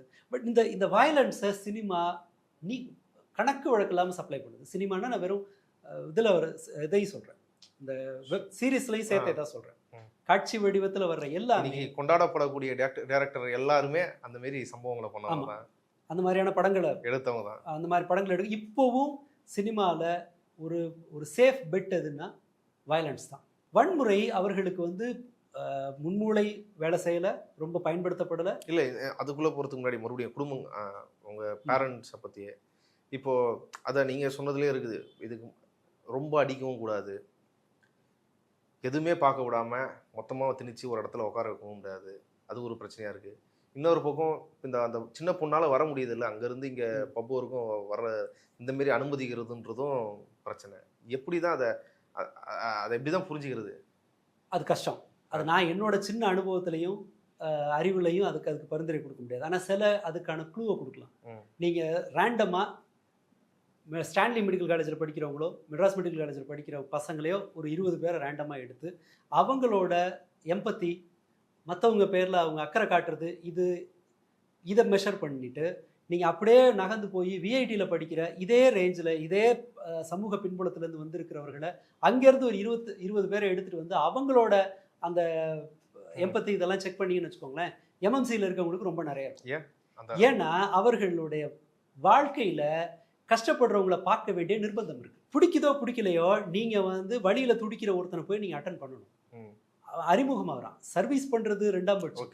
அப்படி ஒரு நபர் இந்த உலகத்தில் இருக்காங்க அப்படிங்கிறது அவங்களுக்கு தெரியும். சாப்பாட்டுக்கு இல்லாமல் ஒரு ஆள் வருவாங்கங்கிறது அவங்களுக்கு தெரியும். வெறும் ஒரு 500 ரூபா ஸ்கேனுக்கு வழி இல்லாமல் கையை பசிச்சுட்டு ஆளுங்க நிற்பாங்கங்கிற காட்சி, அந்த அனுபவம் அவங்களுக்கு கிடைக்கும். இந்த அனுபவம் வெளியில் இருக்க எத்தனை பேருக்கு அது கிடைக்கும்? இந்த எக்ஸ்பீரியன்ஸை எவ்வளோ விஷுவல்லேருந்து வரப்போகுது? அநேகமாக வராது. அவங்களுக்கு கிடைக்கிற இன்புட்லேருந்து அவங்க அல்காரிதம் அதெல்லாம் கொண்டு போய் சேர்க்காது. இப்படி அடுத்தவங்களுக்கு மரியாதை கொடுக்கணுங்கிறதும், அடுத்தவங்களால ஒரு இடைஞ்சல் வந்தாலும் நீ அதை பொறுத்துக்கணுங்கிற இன்புட்டும் அவங்களுக்கு போகவே இல்லை. அப்படி போகலைங்கும்போது ஒரு குற்றம் இழைப்பதற்கான தேவை ஒன்று வரும்போது, தேவைன்னா என்ன, என்னை கோவப்படுத்திட்டாங்கிறதே அவங்கள பொறுத்த வரைக்கும் தப்பு. நீ என்னை மதிக்கலை, நான் கேட்டதை நீ தரலை அப்படிங்கும்போது இந்த அடம் பிடிக்கிற குழந்தைங்க வீட்டில் டேண்ட்ரம் வந்து தூக்கி போடுற மாதிரி, பொருளை தூக்கி போடுற மாதிரி ரோட்டில் அதை செய்கிறாங்க. ஒரு பிரச்சனையை உணர்ச்சி வசப்படுகிற 2 பேருக்கு நடுவில் நடக்கிற சண்டை இருக்கு இல்லையா, அது எங்கே முடியும்னு சொல்ல முடியாது. தூக்கி எறிகிற எண்ணம் எல்லாருக்கும் வரலாம், பட் மூளை அதை வேற ஒரு வகையில் நிப்பாட்டும். செய்யாத அப்படிங்கிறத நிறுத்தும். எனக்கு தெரிஞ்சு பல பெற்றோர்கள் பிள்ளைகளுக்கு பயப்படுறாங்க. என்கிட்ட நேரடியாக சொல்லியிருக்காங்க, பசங்களை ரொம்ப அல்பத்தனமான ஒரு விஷயத்துக்கு சார் என் பையனை இந்த விஷயத்தில் கூப்பிட்டு சொல்லுங்கம்பாங்க. இதை நீங்கள் வீட்டிலே சொல்லலை மேடம், இல்லை கோவப்படுவான். ஒரு டீச்சர் என்கிட்ட சொன்னது உண்டு, பசங்க ரொம்ப அசிங்கமாக பேசுகிறாங்க. சாரி கட்டிட்டு வந்தால் சில நாளில் சாரி கட்டிட்டு வர மாதிரி இருக்கும் ஸ்கூலில், ஏதாவது ஃபங்க்ஷனு இல்லை வேற அந்த மாதிரி நேரத்தில். பெரும்பாலும் எல்லா ஸ்கூல்லையும் சாரி கட்டி, நான் சொல்கிற ஸ்கூலில் அப்பப்போ சாரி கட்டிட்டு வரும்போது இவங்க அடிக்கிற கமெண்ட்லாம் ரொம்ப வல்கராக இருக்குது. 8வது படிக்கிற பசங்க. இதை பேரண்ட்ஸை சொல்லுங்கள் மேடம், இது சிக்கல் இல்லை. இல்லை, பேரண்ட்ஸ் எல்லாம் அவங்கள பயப்படுறாங்க. 2 விதமாக திட்டுவான், இல்லை ஏதாவது பண்ணிக்குவான்னு பயப்படுறது. இது ஒரு கலாச்சாரம். 1-2 பிள்ளைங்க, இது ஒரு எக்ஸப்ஷனல் கேஸ் கிடையாது. இந்த மாதிரி மிரட்டுறதோ எதனா பண்ணுறதுன்றது மிரட்டுறதோ அவங்கள திட்டுறதும் இல்லை, அது பயம். அப்படி மிரட்டாட்டியும் கூட அவங்க நிறைய பார்க்குற நியூஸ்லேருந்து அவங்க இந்த மாதிரி வளர்த்துக்கிறாங்க. பேரண்ட்ஸ் அப்படி ஒரு பிரச்சனையில் இருக்கிறாங்க. ஆமாம். அவங்களுக்கு வந்து ஓவர் இன்வெஸ்ட் பண்ணுறாங்கல்ல, அவங்களோட நேரம் பணம் எல்லாத்தையும் அதீதமாக முதலீடு போடுறாங்கல்ல பசங்க பேரில். பசங்களுக்கு பயப்படுற அந்த பண்பு அடுத்ததாக இவங்களுக்கு கிடைக்கிற சமூகத்திலிருந்து துண்டிக்கப்படுகிறது. அது ஒரு பெரிய செட்பேக். அது அவங்கள அறியாமல் இது யாருமே வேணும்னு செஞ்சாங்கன்னு நான் சொல்லலை. எந்த பெற்றோரும் பிள்ளை அப்படி பண்ணணுன்ற ஓவர் இன்வெஸ்ட் பண்ணணுங்கிறது அவங்களோட விருப்பமாக இருக்காது. எல்லாத்தையும் யாரோ ஒருத்தரை பார்த்து காப்பி அடிச்சு, அல்லது வந்து ஒரு ரொம்ப வசதியானவங்களை பார்த்து. இது நீ பார்த்தீங்கன்னா 30 வருஷம் முன்னாடி பெரிய நகரங்களில் இருக்க குழந்தைங்களுக்கு இது நடந்திருக்கும். சமூகத்தில் இருந்து துண்டிக்கப்பட்டிருப்பாங்க. அது அப்படியே அவங்களுக்குள்ள தனக்குள்ள ஒரு 4 பேர்கிட்ட வளருவாங்க. அதன் பிறகு பார்த்தா அவங்களுக்கு தேவைப்படும் போது வேற யாரும் உதவிக்கு இருக்க மாட்டாங்க. ரிலேட்டிவ்ஸ் எல்லாம் தேவையில்லை அப்படிங்கிற மாதிரியான ஒரு கண்ணோட்டமும் பெரிய நகரங்களில் ஒரு 25 வருஷம் முன்னாடி இருந்துச்சு. இப்போ அது கிராமங்கள் வரைக்கும் அது போயாச்சு. இது எல்லாமே சேர்ந்து அவர்களை ரொம்ப சுலபமாக ஒரு சுலபத்தில் உணர்ச்சி வசப்படுகிற ஒரு நபர்களாக பெரும்பாலானவர்களை மாற்றி வச்சுருக்கோம். அப்படி இருக்கும்போது இது போன்ற குற்றங்கள் தொடர்ந்துக்கிட்டே இருக்கும், நிறுத்தவே முடியாது. ஏன்னா ஒரு ஆளுக்கு ஒரு போலீஸ் போட முடியாது. இவங்களுக்கு என்ன ஒரு பெரிய பிரச்சனைன்னு சொன்னால், விஜய் அரசு அமைந்த பிறகு பெரும்பாலும் இந்த குழந்தைங்க இவங்க கூட இவங்களோட என்டர்டெயின்மெண்ட்டில் மட்டும் அவங்க பெரும்பாலும் வேலை செஞ்சுருக்காங்க. என்டர்டெயின்மெண்ட் அடிக்ட்டுகள்கிட்ட மட்டும் இவங்க வேலை செஞ்சுருக்காங்கங்கும் போது, என்டர்டெயின்மெண்ட் அடிக்ஷன் இருக்கிறவங்க ரொம்ப சுலபமாக உணர்ச்சி வசப்படுவாங்க. அப்படிங்கும்போது இப்போ என்ன நடந்திருக்கு, நாங்கள் ஒரு கவர்மெண்ட்டை ஃபார்ம் பண்ணிட்டோன்னு அவங்க நம்புகிறாங்க. ஓகே, இந்த ரீல்ஸ் உண்ணிகள் இருக்காங்க இல்லையா, இவர்கள் நாங்கள் அதிகாரத்தை பிடிச்சிட்டோங்கிற ஒரு நம்பிக்கையில் இருக்காங்க. நம்பிக்கை மறுபடி விதைக்கப்படுது. ஆமாம், இப்போவும் அதை வந்து அதை ஸ்ட்ரென்தன் பண்ணுற மாதிரி தான் அவர் பேசுகிறார். தற்கொலைன்னு சொன்னியே, நாங்கள் உங்கள் லைஃப்பை கேள்விக்குறியாக்கிட்டோம் பார்த்தியா அப்படின்னு சொல்லி இவங்களை உசுப்பேத்துறாரு. நீங்க தற்குறின்னு சொன்னீங்களே, அவங்க தான் உங்களோட அரசியல் வாழ்க்கையே ஒரு கேள்விக்குறி ஆக்கி இருக்கிறாங்க. அப்போ இந்த உணர்ச்சி வசப்படுபவர்கள் விஜய் நீங்க பேசினோட ஸ்பீச்சும் வந்து நீங்க ஏற்கனவே செஞ்சதை மீண்டும் செய்யுங்க, இன்னும் வலுவா செய்யுங்க. அப்படி சொல்லணும்னே அவசியம் இல்லை. அப்படி சொல்லணும்னே அவசியம் இல்லை. ஏய் நீ ஜெயிச்சிட்டடான்றாரு. அப்ப நீ செஞ்சதெல்லாம் சரின்ற. அதான் அது என்கரேஜ் பண்றது மறுபடியும் அப்படி இன்டைரக்டா பண்ற என்கரேஜ்மெண்ட். அப்ப எப்படி கிரைம் நிறுத்துவீங்க? இல்ல அவரு ஒரு ஸ்டேட்மெண்ட் வைக்கிறாருல, இவங்க மூல முடுக்கெல்லாம் வந்து போதைப் பொருட்களை வந்து பதிச்சு வச்சுட்டு இன்னைக்கு இதெல்லாம் நடக்குதுன்னா எப்படி எமேல போதைப் பொருள் எமேல பழி போறீங்க? இல்ல இல்ல, அப்படின்னா இதுக்கு வந்து பதில் சொல்ல வேண்டியது நடிகர் விஜய். ஏன்னா நீங்க போதைப் பொருள் அறிமுகமாவது எங்க? கஞ்சா பயன்படுத்த ஸ்கூல் பசங்களுக்கு கற்றுத்தருவது அப்பா கத்துறாரா, அம்மா கத்துறாங்களா, இல்ல சீரியல்ல கத்துறாங்களா? அதுவும் கிடையாது. வீட்டுக்குள்ள அது பெருசா அந்த சுற்றத்திலிருந்து அது கிடைக்கிறது ரொம்ப குறைவு. ஈவன் உங்க தெருவில் இருக்கிற குடிகாரம் கூட, தெருவில் இருக்கிற இன்னொருத்தன் குடிக்க, சின்ன பையன் குடிக்க வந்தா போடான்னு வரட்டும். கஞ்சா அடிக்கிறவன் கூடுமான வரைக்கும் இன்னொருத்தனை கூட்டிட்டு போக மாட்டான். மாட்டிக்க கூடாதுங்கிறது ஒண்ணு. பட் எதுக்கு இன்னொருத்தனை சேர்த்து இது பண்ணணும், ஸ்பாயில் பண்ணணும்ன்றது ஒண்ணு. ஆனால் சினிமா அப்படி கிடையாது. எதிரில் இருக்கிறவன் நல்லவன் கெட்டவன் சின்னவன் பெரியவன்லாம் அது பார்க்காது. அது அவங்ககிட்ட ஒரு எக்ஸைட்மெண்ட்டை திணிக்கும். ஒரு இழுத்து பாரு. நாங்கள் ப்ராக்டிக்கலாக வகுப்பறைகளில் செக் பண்ணியிருக்கோம். இந்த கமல் படம் வந்துச்சுல விக்ரம் 2. விக்ரம் 2ல உங்களை கவர்ந்த பாத்திரம் எதுன்னு நாங்கள் எடுத்த பல்வேறு பள்ளிகளில் எடுத்த கொஸ்டின் ஆன்சரில் வந்தது என்னன்னு சொன்னால் கமல்ஹாசன் கேரக்டர் அல்ல, ரோலக்ஸ் கேரக்டர். ஓகே, அதுதான் ரொம்ப சாதாரணமாக அந்த சிக்கனை வெட்டுற மாதிரி ஆளை வெட்டுற ஒரு பாத்திரம் தான் அவர்களை அட்ராக்ட் பண்ணியிருக்கு. எவ்வளோ நேரம் ஆகும் ஒரு பொருள் எடுத்து வீசுறதுக்கு? உங்களுடைய தர்க்க அறிவு வேலை செய்யலைன்னு சொன்னால் அது நீ செய்கிறதான் சரின்னு நீங்கள் உற்சாகப்படுத்துனீங்கன்னா அவங்கள எங்கேருந்து கட்டுப்படுத்துவீங்க? அண்ட் அதை அடுத்த பிரச்சனை, இந்த மொபைல் அடிக்ஷன் ஒரு காமனஸ்ட் ப்ராப்ளம்.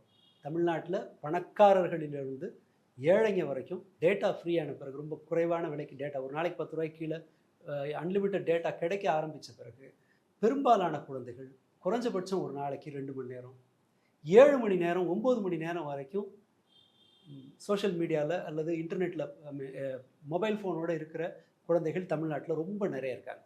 இவங்களோட இவங்க வீடுகளில் நீங்கள் செக் பண்ணிங்கன்னா ஒரு காமன் ப்ராப்ளம் கண்டுபிடிக்கலாம்.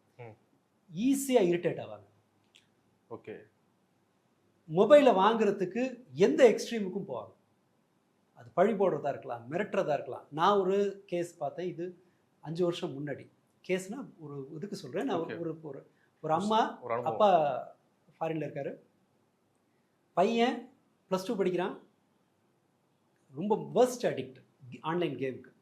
கோவம் வந்தால் ஃபோனை தூக்கி போட்டு உடைச்சிருவான். அம்மா கூடுமான வரைக்கும் இந்த பிரச்சனையெல்லாம் சமாளிச்சிருக்காங்க. கடைசியாக ஒரு ஃபோனை உடைக்கிறான், வாங்கி கொடுக்கறதுக்கு வழியே கிடையாது. 2 நாள் ஃபோன் இல்லை. 3ஆவது நாள் சாப்பிட்டுட்டு இருக்க தங்கச்சியை எட்டி உதைச்சு கழுத்தில் காலை வச்சு +2 படிக்கிற பையன், அதுவும் பெருநகரத்தில் இருக்கிற பையன் இல்லை. ஓகே, 10ஆவது வரைக்கும் ஸ்கூலில் ரொம்ப டிசிப்ளினான பையன்னு பேர் எடுத்த பையன். அந்த பையன் +2ல் செய்கிறான், வெட்டி உதைச்சு கழுத்தில் காலை வச்சு. சாயங்காலம் ஃபோன் இல்லைன்னா உன் பொண்ணு உயிரோடு இருக்காது, உன் பொண்ணு வார்த்தை அது. 2 வருஷத்துக்குள்ள ஒரு கேம் அடிக்டை, ஒரு கேம் அடிக்ஷன் லெவலுக்கு போனால் ஒரு பையன் இந்த ஃபோனை வாங்குறதுக்கு அப்பா எவ்வளோ உழைக்கணுன்றதெல்லாம் பற்றி கவலைப்படாமல் உடைக்கிற அளவுக்கு போகலாம். அவங்களுக்கு அது மட்டும் போதும். ஈஸியாக இரிட்டேட் ஆவாங்க, யார் பேர்லையும் பழிய போடுவாங்க, சோம்பேறியாக இருக்கிறதுக்கு எல்லா காரணத்தையும் கண்டுபிடிப்பாங்க. அது எதுவாக வேணா இருக்கலாம். நீ எனக்கு துரோகம் பண்ணிட்டேன்னு சொல்கிறதா இருக்கலாம், நீ அங்கே அண்ணனுக்கு தான் நிறைய செய்கிறேன்னு சொல்கிறதா இருக்கலாம். இதை செய்வாங்க. படிப்பிலிருந்து பிச்சுட்டு போகிறதுக்கான ஒரு காரணத்தை இது பண்ணுவாங்க. நீங்கள் எதை சொல்லியும் அவர்களை இந்த வழி கொண்டு வர முடியாது. எதை காட்டியும் அவங்கள நீங்கள் த்ரெட்டன் பண்ண முடியாது அல்லது கன்வின்ஸ் பண்ண முடியாது. நீ படிக்கணும்ல, ஏன் படிக்கணும்? இந்த மாதிரியான கேள்விகள்லாம் வரும். இதில் நான் சொல்கிற பிரச்சனைகளில் பெரும்பாலானது ஃபோன் அடிக்ட் பசங்கள்கிட்ட இருக்குது. இதை விட மோசமானதெல்லாம் இருக்கும். ஓகே, அதெல்லாம் வேண்டாம். இந்த நான் குறிப்பிட்டது எல்லாமே சுலபத்தில் ஒரு குற்றத்தில் ஈடுபட உங்களை தூண்டும். ரொம்ப சுலபத்தில் தூண்டும். ஒரு ஃப்ராக்ஷன் தானே. ஒருத்தன் உங்களை இன்சல்ட் பண்ணுறான், ஒரு செகண்ட் போதும்ல அது ரியாக்ட் பண்ணுறதுக்கு. எடுத்து விசிறி அடிச்சிங்கன்னா போதும். அண்ட் ஒன்ஸ் நீங்கள் ஆரம்பிச்சிட்டிங்கன்னா எதிராளியினுடைய நடத்தை வந்து உங்களை கட்டுப்பாட்டில் இருக்காது. அவன் திருப்பி அடிப்பான். அந்த அந்த அந்த அந்த எண்டுக்குள்ளே போயிட்டீங்கன்னு வச்சுக்கோங்களேன், அவன் செத்து போயிடுவானா, கை கால் உடையுமாங்கிற கவனம்லாம் வராது. அடிச்சுக்கிட்டு கால் கை உடையிற பசங்க கூட என்கொயரிக்கு போகும்போது தான் பயப்படுவாங்க. சஸ்பென்ஷன் சொல்லும் போது தான் அதோட சீரியஸ்னஸே தெரியும். ஸ்கூல்களை பார்த்து ஓகே. நீங்கள் பார்த்துட்டு இருக்கிறது பதிவாகிற குற்றங்கள் இதெல்லாம் ரொம்ப ரொம்ப குறைவு. ஸ்கூல் லெவலில் பஞ்சாயத்து பண்ணி அல்லது அதிர்ஷ்டவசமாக பல்வேறு பிரச்சனைகளை நாம் தடுத்துக்கிட்டே இருக்கோம். இப்போ சொல்கிறேன்னு தயவு செஞ்சு எடுத்துக்க வேண்டாம். 2018-19 என்னோட பதிவுகளில் பார்த்தாலோ அல்லது அது முன்பே நான் கொடுத்துருக்கிற இன்டர்வியூஸில் பார்த்தாலும், டிவிக்கேன்னு ஒரு கட்சி உருவாகிறதுக்கு முன்பே நான் கொடுத்த இன்டர்வியூவில் பார்த்துருந்தாலும் இதோட சீரியஸ்னஸை பல சமயங்களில் சுட்டி காட்டியிருக்கேன்னா பெரிய புத்திசாலிங்கிற இதில் இல்லை. நான் வெளி உலகத்துக்கு தெரியறதுக்கு முன்னாடி சில அறிகுறி எங்களுக்கு தெரியும், எங்களுக்கு தெரிஞ்சு. ஆமாம், அங்கிருந்து கிடைக்கிறது தான் இந்த கோவத்தை கட்டுப்படுத்துறது. அண்ட் எல்லாத்துலேயும் மையமாக இருக்கிறது சினிமா, மொபைல் அடிக்ஷன். இது ரெண்டும் தான். சினிமா தான் மொபைல் கொண்டு வந்து கொடுக்குது. ரெண்டும் அதனால இது ரெண்டும் இன்செப்பரபிள் ட்வின்ஸ். சினிமாவையும் இந்த மொபைல் அடிக்ஷனையும் வர்றது ஃபுல்லாக நீங்கள் ரொம்ப சின்ன பசங்களுக்கு கூட ஒரு சினிமா டயலாக சர்வசாதாரணமாக ஒப்பிக்க முடியுது. தங்களோட ரிலேட்டிவ்ஸாக அவங்களால பட்டியல் போட முடியாது. ரிலேட்டிவ் சரி, நான் பழைய இதில் பேசலை, பட் சம்பவம் நமக்கு இதுக்கு முன்னாடி இருந்த ஒரு இது இருக்கு இல்லையா, நீங்கள் பழசை தூக்கி போட்டுட்டு புதுசுக்கு அடாப்ட் ஆகலாம். பட் பிரச்சனை என்னென்னா, உங்களுக்கு பிரச்சனை எல்லாமே மாடர்னாக வச்சுக்கிட்டு தீர்வுகள் எல்லாமே பூமர் தீர்வுகளாக இருந்தால் சிக்கல். அது நீங்கள் ப்ராப்ளம் எல்லாம் இங்கே பண்ணிவிட்டு சொல்யூஷனை போய் பூமர்கிட்ட கேட்டிங்கன்னா என்ன ஆகும்? அதனால தான் அவரும் தடுமாறுறாரு. விஜய் ஒரு பூமர்.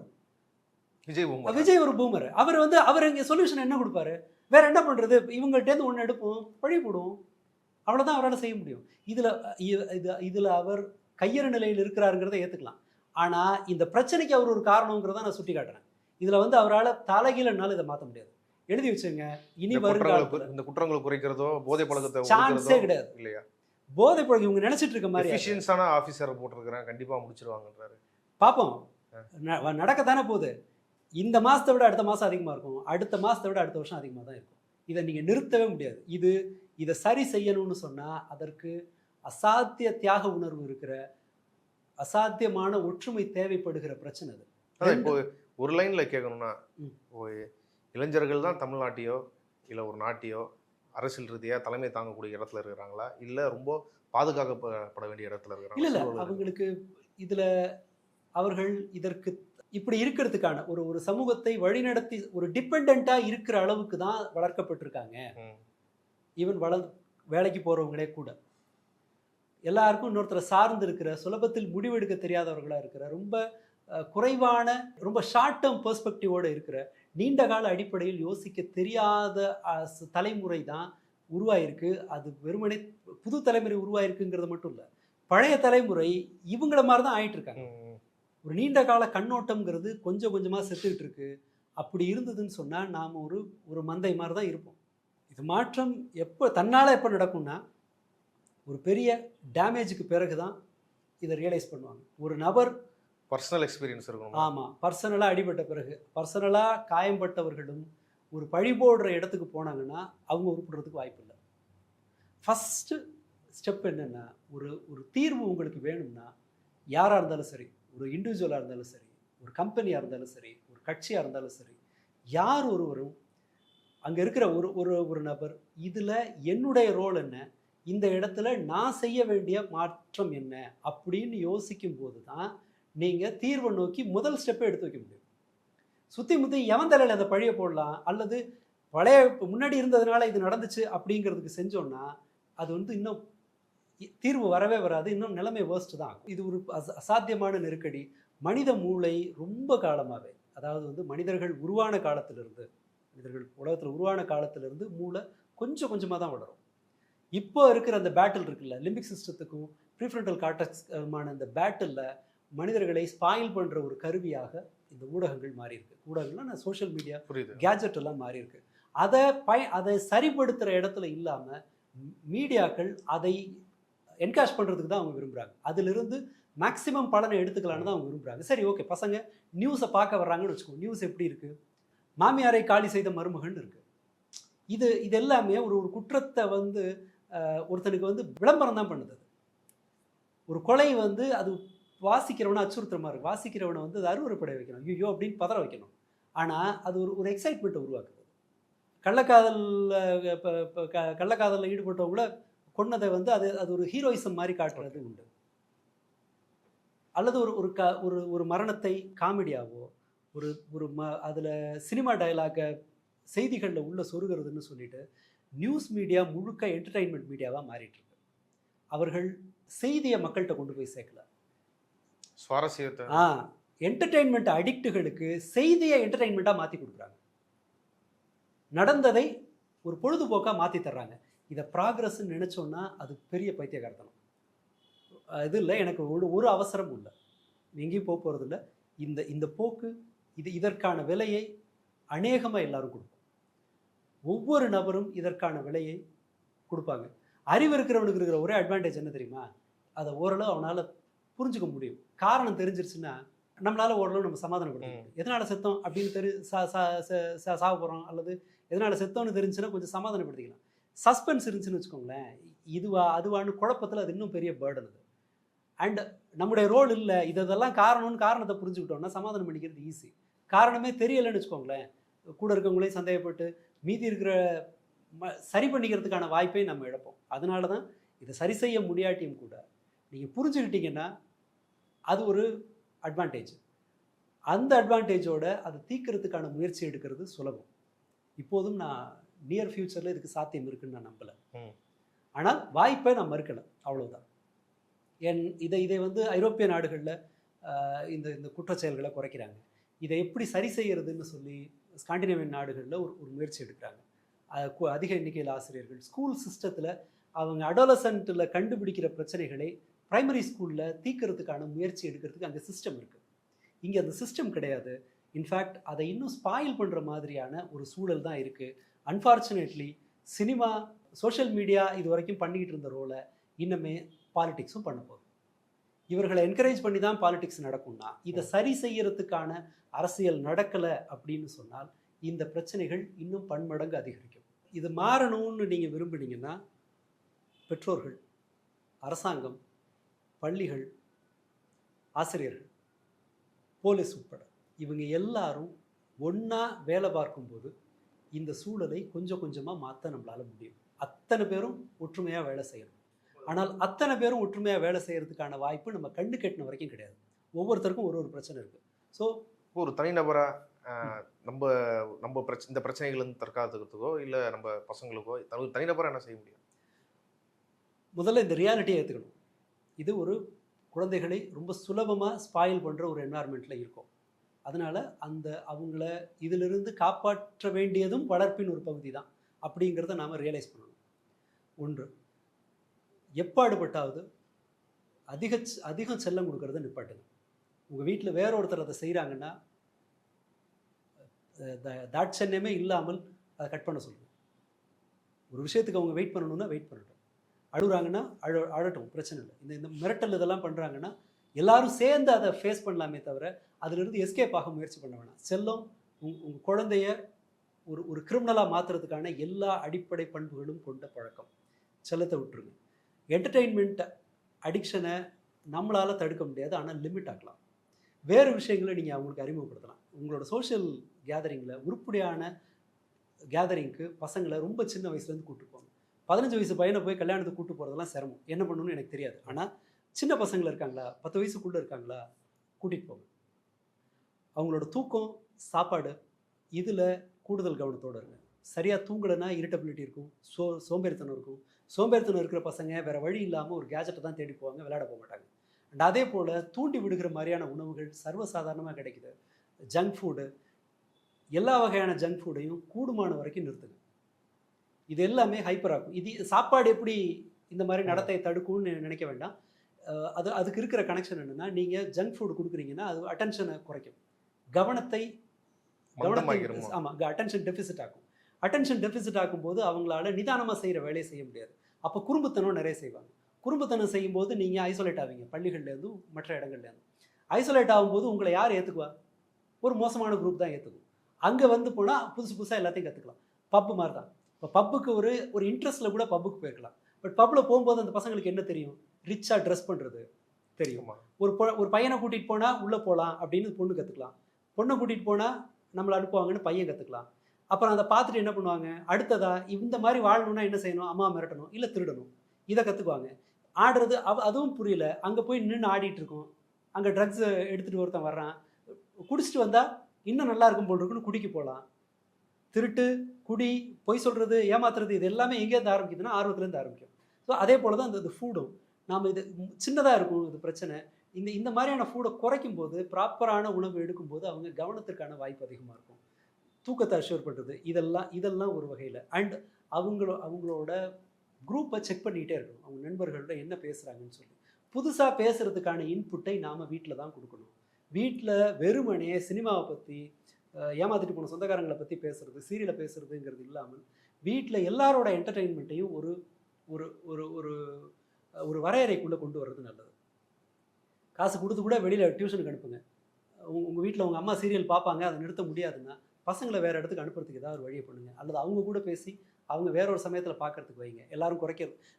பெரியவர்களோட என்டர்டெயின்மெண்ட்டையும் சுருக்கிறது, என்டர்டெயின்மெண்ட் அல்லாத மற்ற விஷயங்களில் பேசுறது. உங்களுக்கு பேச தெரியலைன்னா பேசுகிற ஆட்களை வீட்டுக்கு வர வைங்க, இன்வைட் பண்ணுங்க. ஒன்றும் கெட்டு போகிறது ஒன்றும் இல்லை. அது உதவி கேட்குற மாதிரியே கூட இருக்கட்டும். என்னால் எனக்கு தெரியல, நீங்கள் வாங்க பேசுங்க. நீங்கள் வெளியில் அழைச்சிட்டு போங்க. உலகத்தை அவங்களுக்கு சூப்பர் ஈகோ டெவலப் ஆகணும்னா அவர்கள் நிஜமான சமூகத்தை பார்க்கணும், நிஜமான மனிதர்களோடு உரையாடணும். விஷுவலாக அவங்களுக்கு சினிமாட்டிக்கான இன்புட் மட்டும் அவங்களுக்கு போச்சுன்னா அவங்க வாழ்க்கையிலேயும் சகலமும் சினிமாட்டிக்காக இருக்கும். சினிமாவுக்குள்ளே வெறுமனே கூத்தாடுறது, டான்ஸ் ஆடுறதோ, இதுக்கு அம்மா பாசத்தில் கண்ணீர் வடிக்கிறதோ இருக்காது. சினிமாவில் கொலை இருக்கும், ராபரி இருக்கும், எல்லாமே நடக்கும், ட்ரக்ஸ் இருக்கும். இதை மட்டும் தான் எடுப்பாங்கன்னு இல்லை. அதை தேடி போன பிறகு ஒன்ஸ் இதுக்குள்ளே போனாங்கன்னா ரெக்கவர் பண்ணுறது ரொம்ப கஷ்டம். மீட்டு கொண்டு வருவதை விட தடுப்பது ரொம்ப ரொம்ப சுலபம். தேவையெல்லாம் டெடிகேட்டடான ஒரு வேலை. விட்டுட்டு சலிப்பட தூக்கி போட்டு போகிற மாதிரியெல்லாம் இருக்கக்கூடாது. தொடர்ச்சியாக நிதானமாக என்ன தேவைங்கிறதுல முடிவு பண்ணுறது, அது ஒரு தனி சப்ஜெக்ட். அது வேற ஒரு வகையில் பேசலாம். பட் இதை செய்யறது சாத்தியம். இந்த இந்த இந்த இந்த கடலில் குழந்தைகள் விழாமல் காப்பாற்றுறதுக்கான வாய்ப்பு இன்னமும் இருக்குது பெற்றோர்கள்ட்ட. அதற்கு அவங்க இந்த ரியலைசேஷனுக்கு வரணும். அந்த உழைப்புக்கு அவங்க தயாராக இருக்கணும். அதர்வைஸ் இல்லை இதெல்லாம் கஷ்டம் அப்படின்னு நினச்சா குழந்தை பெற்றுக்காமல் இருக்கிறது தான் சரி. இல்லை சீரியஸாக சொல்கிறேன். நான் சாப்பிட விடுற மாதிரியோ அல்லது ஒரு சலிப்புலையெல்லாம் சொல்லலை.